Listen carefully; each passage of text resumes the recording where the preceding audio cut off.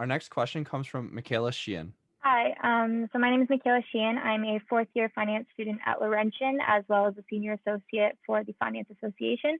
I'd like to start off by thank you for taking this time to speak to us today. We really appreciate it.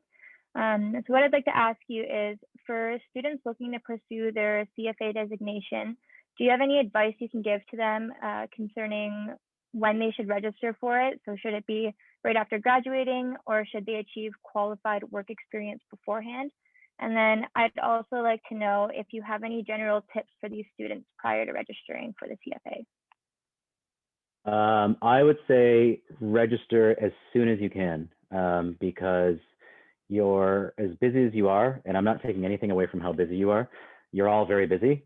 However busy you are, you're only going to get busier, and you are going to have less and less personal time as you go through your graduation, you go through building your career, you go through, different stages of your own personal life. I think back, I'm really thankful that I completed the 3 levels of the CFA when I did, because I recall when I was in wealth management, I had colleagues, I was single at the time, and had no other obligations, just my job. But I recall doing, or being in my role in wealth management and even in capital markets, and having colleagues who were married and with children and working the same hours and trying to do the CFA, and somehow they pulled it off, but it did not.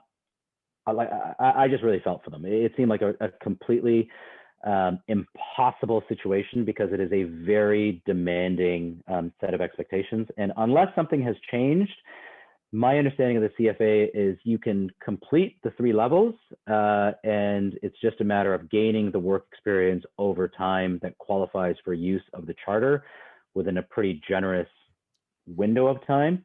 So I would say, if you want to do it, sign up as soon as you can, number 1. Number 2, my advice is only sign up if you know why you're signing up.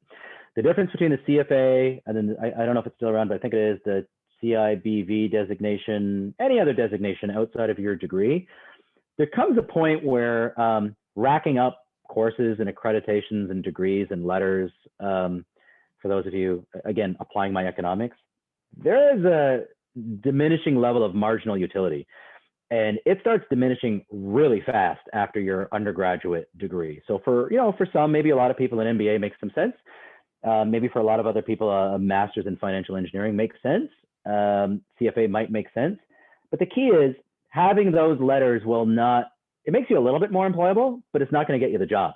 It's all of the other activities and building out your profile that will help you get the job.